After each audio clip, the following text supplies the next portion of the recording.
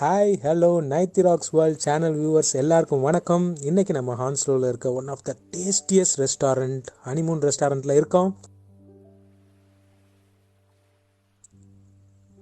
வாங்க இன்றைக்கி அவங்க நமக்கு என்ன ஸ்பெஷலாக சமைச்சு தராங்கன்னு பார்க்கலாம்.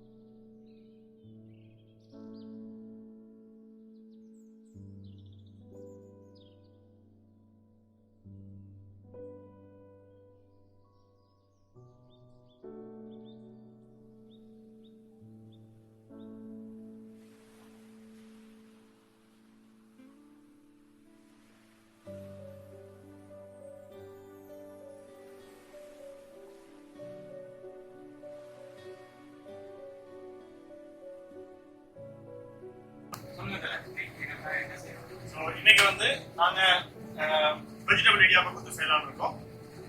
ஸோ ஸ்டார்ட் பண்ணலாமா? கமல் சார் சொல்ற மாதிரி சொன்னா ஆரம்பிச்சுக்கலாங்களா? ஓகே, முதல்ல கடாயை சூடு பண்ணிக்கோங்க. சரியா? அதில் ஆயில் தேவையான அளவு போட்டுக்கோங்க. தேவையான அளவு. ஆமாம். ஸோ கொஞ்சம் வெயிட் பண்ணுங்க, இந்த ஆயில் நல்லா ஹீட் ஆகி வர வரைக்கும். எவ்வளோ நேரத்தில் ஹீட் ஆகும்? நீங்கள் வீட்டில் செஞ்சீங்கன்னா கொஞ்சம் டைம் எடுக்கும். எங்கட கேஸ் வந்து கொஞ்சம் ப்ரெஷர்லாம் கூட இருக்கிறதுனால குயிக்காக ஆகும். பார்த்தீங்கன்னா சிசிலா தொடங்கிட்டு கொஞ்சம் சிசிலா ஆனோன்னா நீங்கள் வந்து ஸ்லைஸ்ட் ஆனியன்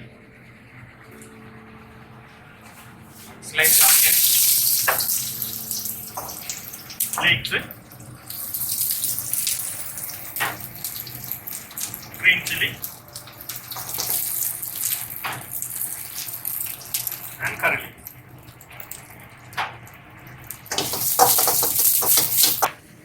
நல்லா கொஞ்சம் சாஃப்ட் ஆனதுக்கு அப்புறம் ஆனியன் ப்ரௌன் கலர் சாஃப்ட் ஆனதுன்னா பார்த்தீங்கன்னா லைட்டாக ப்ரௌன் ஆகிட்டே வருது.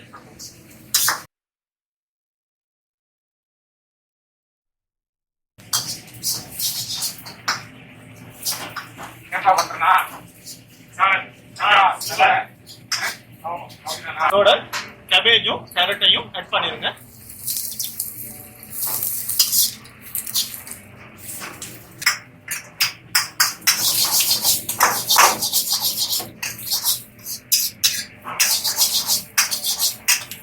கொஞ்சம் கவனமா பார்த்துக்கோங்க. ஒனியன் வந்து பிளாக் ஆகிடாம கருகாம கவனமா எடுத்துட்டீங்கன்னா சரி.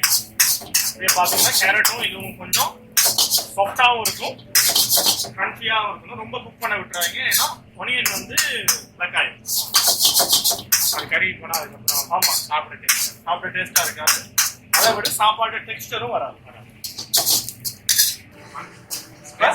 கொஞ்சோண்டு ரெட் சில்லி, வெறும் பிளெயின் ரெட் சில்லி. இந்த ஃப்ளேவருக்கு உங்களோட ஸ்பைஸுக்கு ஏற்ற மாதிரி நீங்கள் போட்டுக்கோங்க. அவ்வளோ வீட்டில இருந்து வெளியவே எடுத்து செய்வேன். ஏன்னு சொன்னா சம்டைம்ஸ் வந்து அது போச்சிடும்.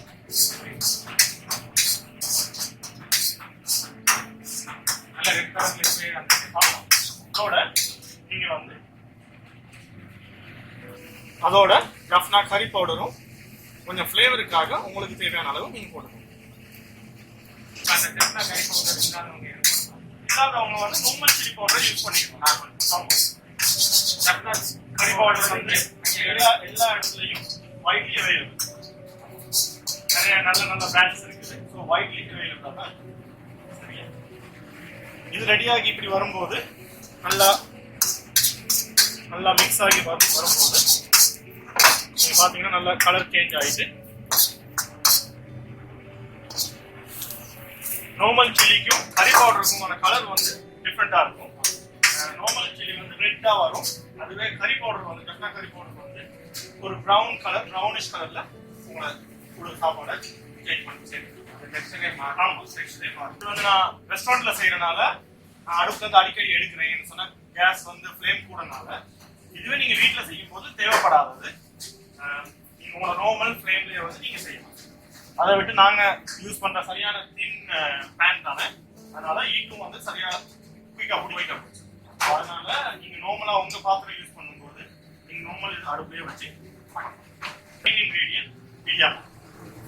இடியாப்பம் மெயினா நீங்க வந்து கண்டிப்பா இதை வந்து கொஞ்சம் பிச்சு தான் நீங்க போடணும். இல்லைன்னு சொன்னா சிக்கிக்கிறோம், அது வந்து சிக்கிக்கிறோம். மற்றது மெயினா வந்து கொஞ்சம் அந்த போல்ஸா வந்துடும். கிரேவி எல்லாம் சோஸ் எல்லாம் போட்டு செய்யும் போது அது ரொம்ப ஸ்டிக்கி ஆயிடும்.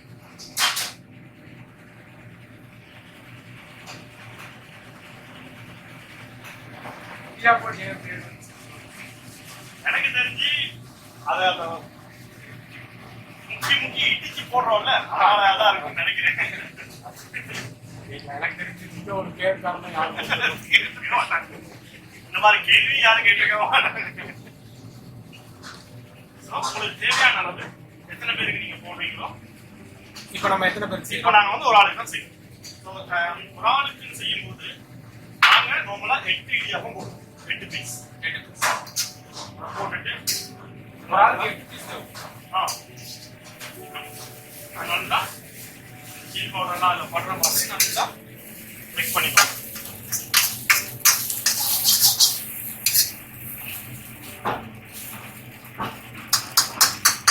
இந்த மாதிரி நொட் எதுவும் கண்டிங்கன்னா உங்களோட ஸ்பூனால லைட்டா கொஞ்சம் கலரி விட்டுருக்கோம்.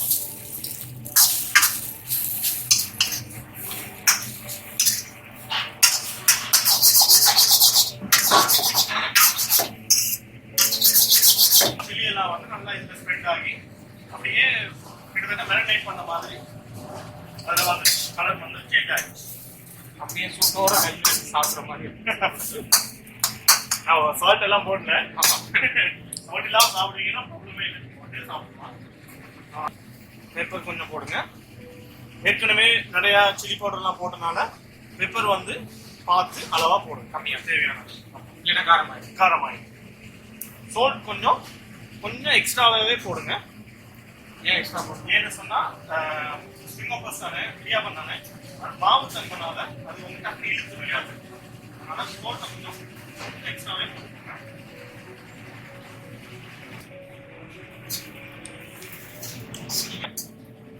கிளறத பார்த்தா ஆமா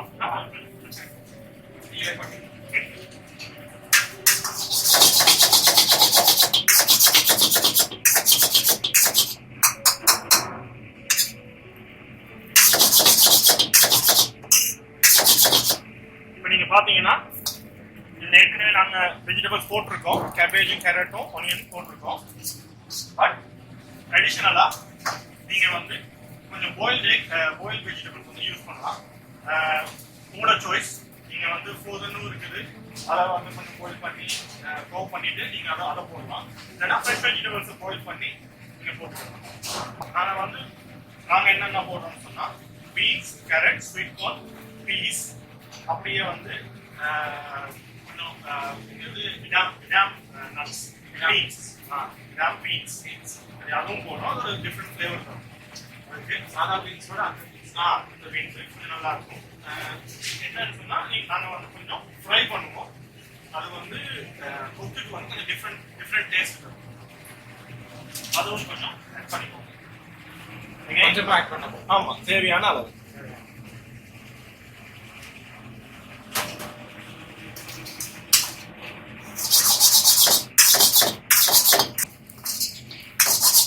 இந்த வெஜ் வந்து நாங்க ஏற்கனவே கொஞ்சம் ஃப்ரை பண்ணனால ஏற்கனவே குக் ஆகி தான் இருக்கும்.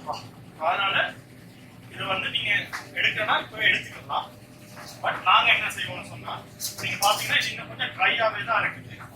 நாங்க நார்மலா கொஞ்சம் ஒனியன் கிரேவி ஆட் பண்ணுவோம் அந்த மொய்ஸ்சர் வரணுங்கிறதுக்காக. அது மட்டும் இல்லாம கொஞ்சம் கிரேவியா நீங்க ஆட் பண்ணும்போது அதோட டேஸ்ட் வந்து அப்படியே சேஞ்ச் ஆச்சு. இப்போ நீங்க கொத்து பராட்டாக்கு கண்டிப்பா ஒரு கிரேவி போடுவீங்க, அது மாதிரி தான் இது. சரியா? ஸோ இதுதான் ஆனியன் கிரேவி. வெரி சிம்பிள், பெரிய வேலைலாம் கிடையாது. ஃபுல் அண்ட் ஃபுல் வெஜிடேரியன், பெரிய வேலைலாம் கிடையாது செய்யறது. பட் நீங்க போடாமையே பண்ணிடலாம். எங்களுக்கு வந்து இது ட்ரையா இருக்கனால நாங்கள் யூஸ் பண்ணுறோம். உங்களோட விருப்பத்துக்கு சிம்பிள் ரெசிபி. கொஞ்சம் கடுகு, சீரகம், கருவேப்பட்டை எடுத்து எண்ணெயில் போட்டு தாளிச்சுட்டு அதுக்கப்புறம் ஆனியன் ஸ்லைஸ் பண்ணி ஒரு 2 ஆனியன் எக்ஸ்ட்ரா ஆனியனை போட்டுட்டு நார்மல் சில்லியை போட்டுட்டு கொஞ்சம் தண்ணியை ஊற்றி அவிச்சிங்கனாலே போதும். ஆனியன் கிரேவி வந்துடும். அதுவும் கொஞ்சம் கட் பண்ணிக்கோங்க. அகைன் நிறைய போட்டுறாங்க, ஏன்னு சொன்னா அது வந்து சோக் பண்ணி விடும். அதனால கொஞ்சம் கம்மியா பண்ணிக்கோங்க. அந்த ஆடை போட்டோன்னு இப்போ பார்த்தீங்கன்னா அதோட கலரே வந்து மாறிடும்.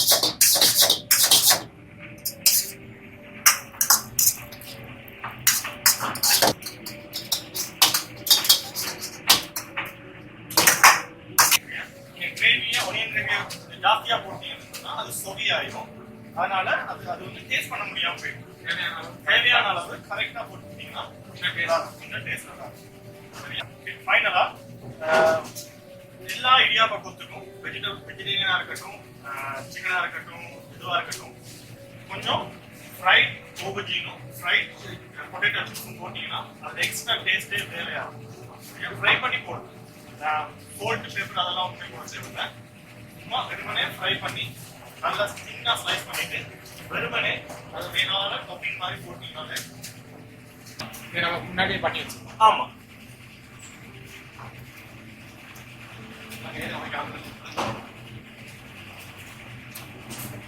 நாங்க வந்து ஸ்லைசஸ் கொஞ்சம் பெருசா ஸ்லைஸ் பண்ணிருக்கோம்.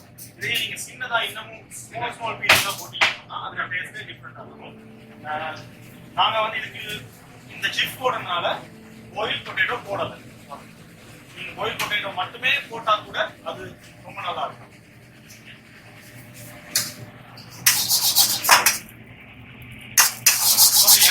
நீங்க நல்லா மிக்ஸ் பண்ணீங்கன்னு சொன்னா இந்த சிப்ஸ் எல்லாம் வந்து கொஞ்சம் சாஃப்டா ஆயிடும்.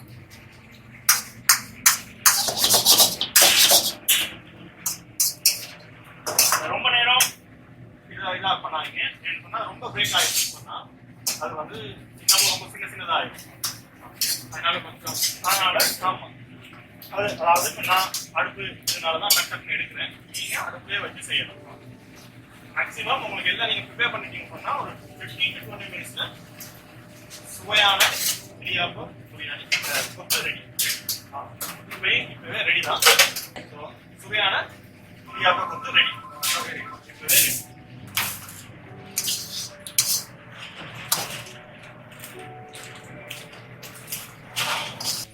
பார்க்கவே அவ்வளவு டேஸ்டா இருக்கு. பார்க்கவே அவ்வளோ அழகா இருக்கு.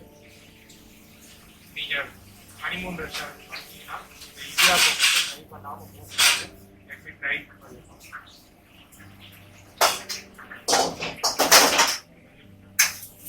நல்லா வேற லெவல் தர நீங்க.